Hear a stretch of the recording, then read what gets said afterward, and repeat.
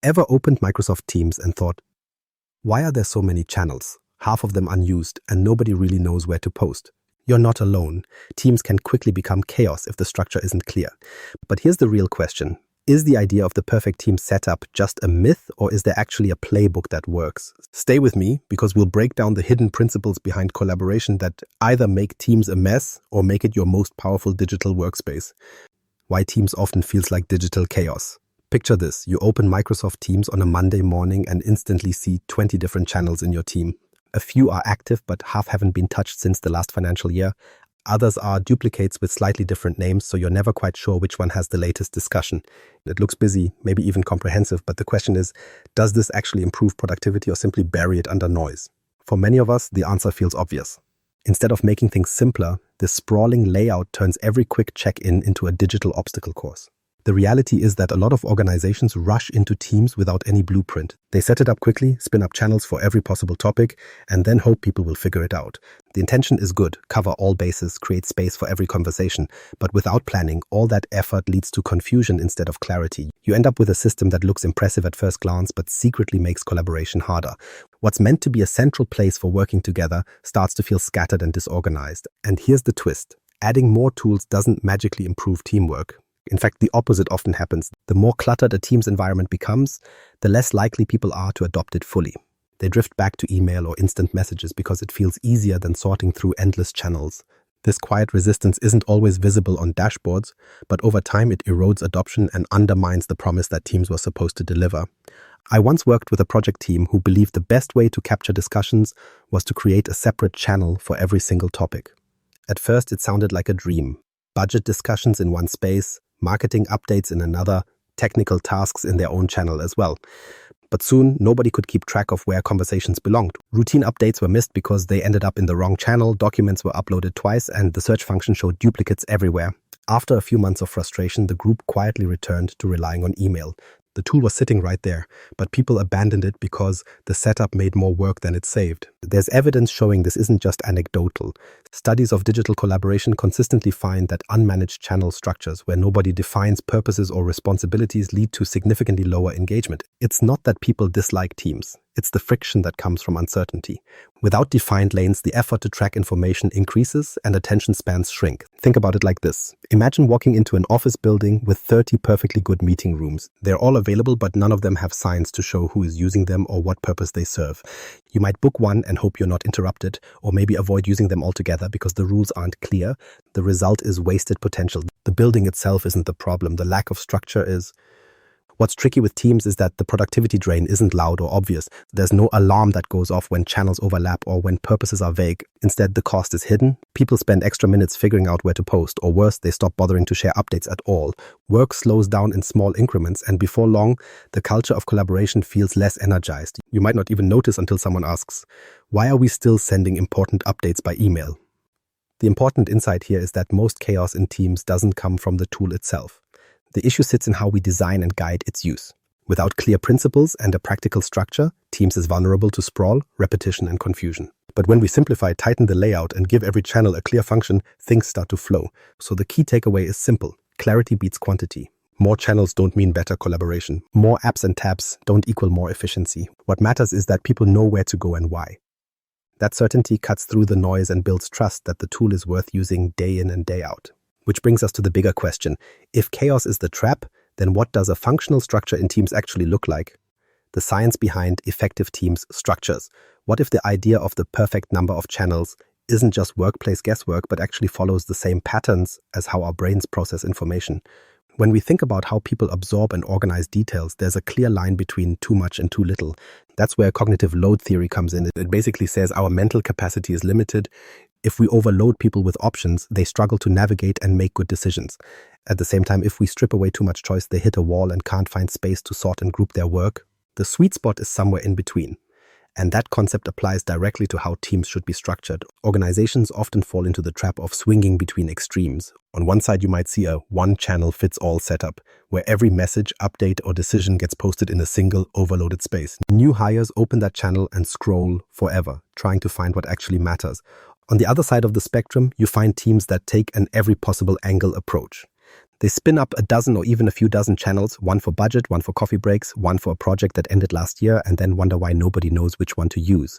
And the result is either digital noise stacked all in one place or fragmentation so severe people end up avoiding the whole system. Take a real scenario to see how this plays out. A marketing department tried to keep it simple.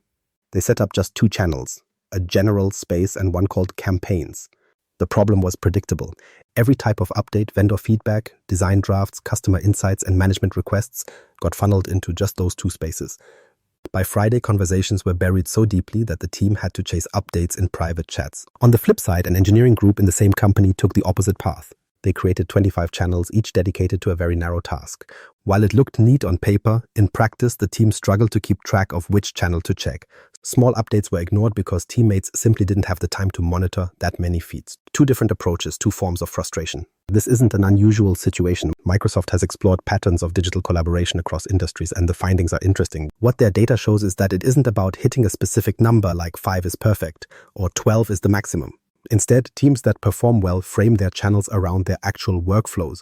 In other words, the structure reflects how the work moves, not how many topics could theoretically exist. It means aligning channels with roles, responsibilities, and recurring processes rather than brainstorming a list of every possible subject. To make sense of it, think of a library. If the library had only one massive pile of books at the entrance, nobody would be able to find what they needed.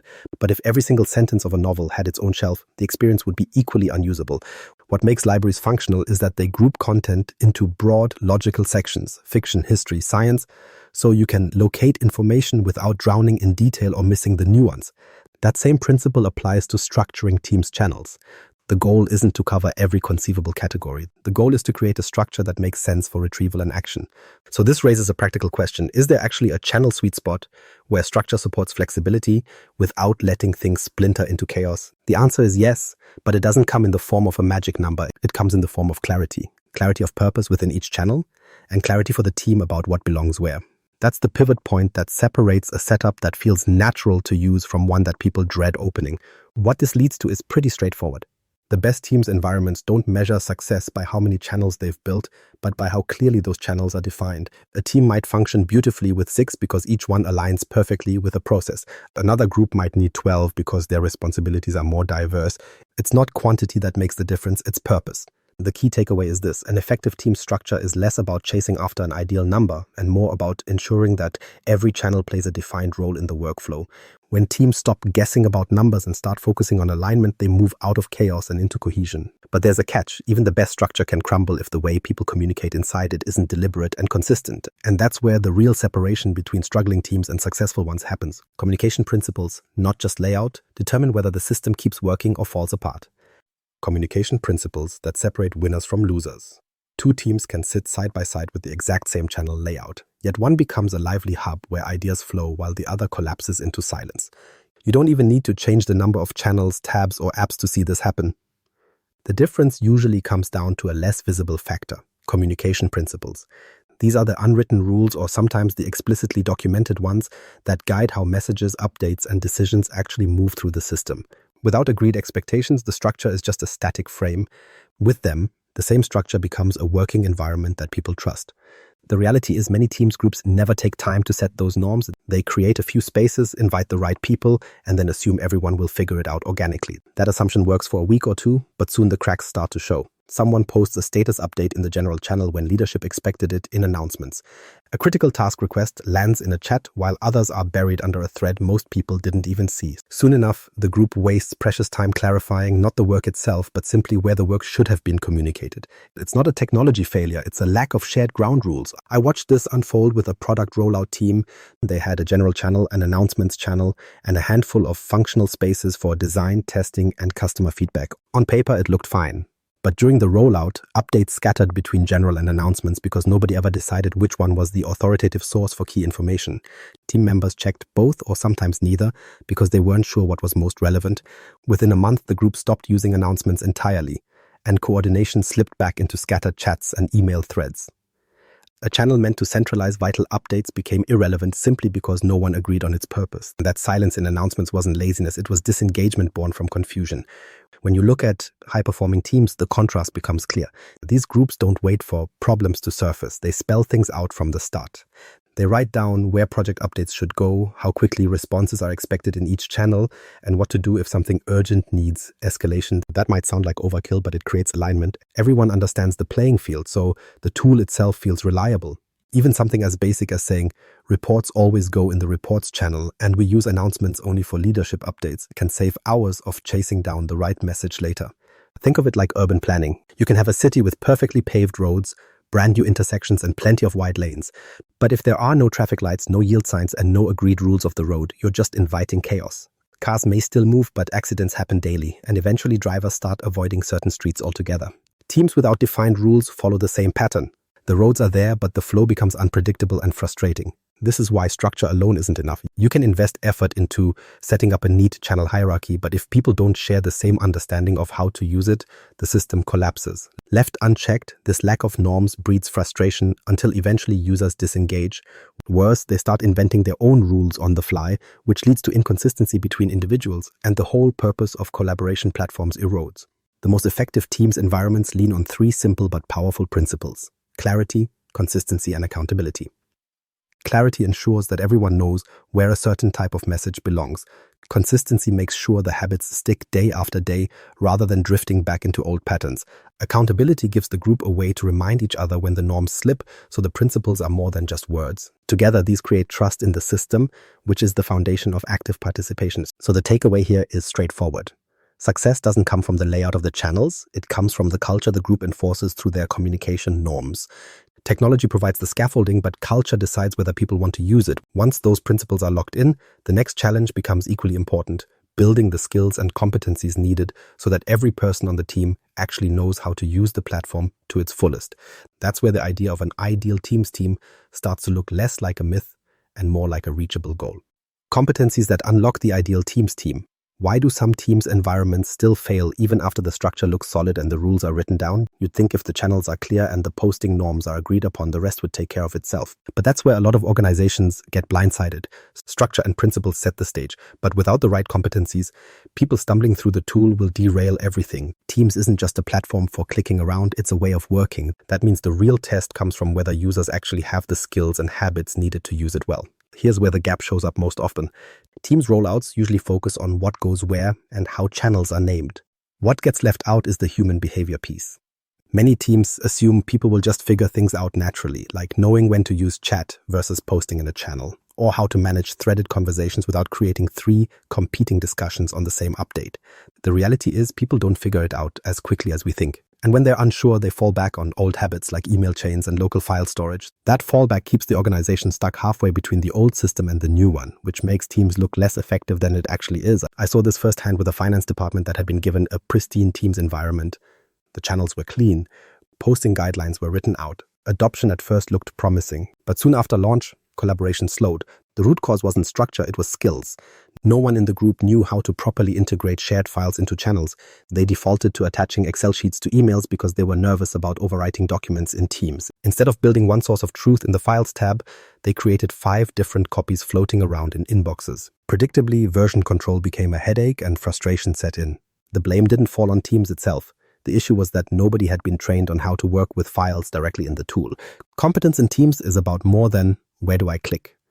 It's about understanding the intent behind each feature. Knowing the difference between chat and channel isn't trivial.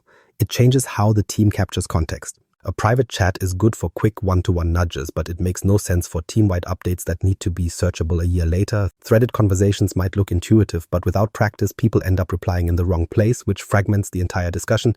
And then there are integrated apps like Planner, OneNote, or Power BI. Without the skill to incorporate those into the workflow, most teams never go beyond chats and file sharing. They end up driving only in first gear, even though the platform is built with multiple gears for different needs.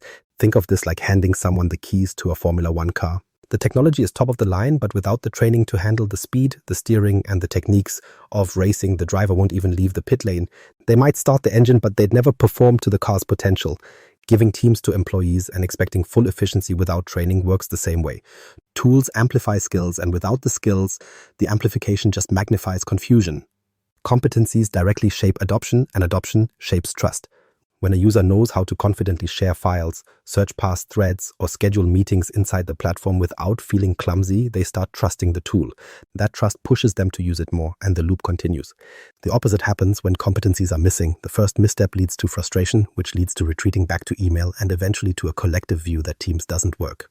The truth is the platform isn't failing. It's the missing competencies that hold it back. Once skills are developed, though, something interesting happens. Teams stops being just another app on the desktop and becomes the single pane where collaboration flows. Meetings connect straight to documentation, chats link to action items, and updates live in spaces where the whole group can find them. The friction falls away and the culture begins to shift. It's no longer about chasing down who has the latest file or where a conversation happened. Work becomes visible, aligned, and much faster. This is the payoff. Competencies unlock what structure and principles alone cannot. They take the system from looking organized on paper to working effectively in reality. The so-called ideal team starts to look less like a fantasy and more like an achievable state once people know how to use the environment confidently. And that brings us back to the bigger question. Now that we've seen structure, principles, and competencies as the three pillars, is the idea of an ideal team still a myth? Or is it a practice that can actually be sustained? The ideal team, myth or achievable reality? After everything we've talked about, it comes back to the original question. Is the idea of a perfect team even real? For some people, the answer is easy. They'll tell you it doesn't exist, that the very nature of collaboration platforms means they naturally spiral into clutter over time. But others argue the opposite. They see the ideal not as some flawless state you can achieve once and keep forever, but as an ongoing process of maintaining structure, principles, and habits. The division often falls between skeptics who think chaos is inevitable and optimists who view order as something that can be sustained with deliberate effort. Let's be honest, the skeptics aren't entirely wrong. If you talk with IT leaders who've managed Teams environments for a few years, you'll hear the same frustrations repeated. A carefully designed setup launches well, but after 6 months, channel bloat creeps in. A year later, old projects linger with half-empty spaces, new teams spin up without following naming conventions, and norms drift as people come and go. Left on its own, even the tidiest tenant will eventually look messy, and that's why there's a perception that the ideal is impossible, because any system left unattended will slide toward disorder. But here's the counterpoint. Messiness doesn't mean failure if you approach Teams as something that requires governance, renewal, and reinforcement. There are plenty of examples where organizations not only maintain their team's environment, but actually see engagement improve over time. The difference isn't magic, it's discipline. They build governance so that new teams and channels follow guidelines instead of random creation. They support competencies by giving people tools, training, and clarity to feel confident using the platform's features. And they reinforce communication principles so everyone follows the same playbook instead of inventing their own rules. Put those three things together and you get longevity, not decay. One multinational organization illustrates how this works. They had reached a point where thousands of teams existed globally, many of them half-used or abandoned. Productivity slowed because employees never knew which team to rely on for updates around projects spanning different countries. Adoption reports showed usage leveling out and even dropping in some regions. To fix it, leadership didn't restart from scratch. Instead, they launched a restructuring plan that focused on workflow-based teams. They pruned inactive spaces, defined standards for new ones, and provided targeted training. Within a year, they didn't just reduce clutter. They saw adoption rates rise dramatically because staff finally trusted the environment as predictable and useful. That turnaround didn't happen because they created the perfect setup once. It worked because they built a system for continuously keeping it aligned. This is why the idea of an ideal Teams team needs redefining. The ideal isn't static perfection. It's not a magical design you land on just once. It's a maintainable state of clarity where structure meets principles supported by competencies and refined over time. Think of it less like completing a puzzle and more like managing physical health. You don't exercise 1 week and then declare yourself in perfect shape forever. You stay active, adjust based on age and lifestyle, and build habits that keep you on track. Teams works the same way. There's no such thing as a permanent ideal body for a collaboration platform, but there is a practice that sustains health and performance. The encouraging part is that many organizations and teams are closer to that state than they realize. Once you look at your own setup, you often find that about 80% of the foundation is already there. The channels may just need better labeling, the rules might need refreshing so people know what goes where. And skills might require topping up so users feel confident handling files, threads, and apps. These aren't radical overhauls, they're adjustments. And when done repeatedly, they raise the environment back toward clarity. So when someone asks if an ideal Teams team is a myth or a reality, the answer is that it exists, but not as a perfect once-and-done outcome. It exists as sustained practice, a combination of structure that supports workflows, principles that guide communication, and competencies that empower people to use the tool fully. When those three meet, the platform evolves with the team instead of decaying under it. That's not a myth, that's a management choice. And that leaves one last piece to consider. If the ideal is possible as a practice, then the real question isn't whether it exists. The question is what changes you and your team are willing to make next so that your own team's setup moves closer to that state every day. The perfect team setup isn't about chasing flawless design. It's about shaping habits, defining structures people actually use, and reinforcing a culture that makes communication predictable. The tool can't carry the weight on its own. Teams have to shape how they work inside it. So here's the challenge. Look at your own team setup and find just one change that could simplify or clarify the way your group communicates. It doesn't need to be massive. Even one improvement builds momentum. The real test isn't whether the ideal exists, it's whether your team is willing to build it step by step,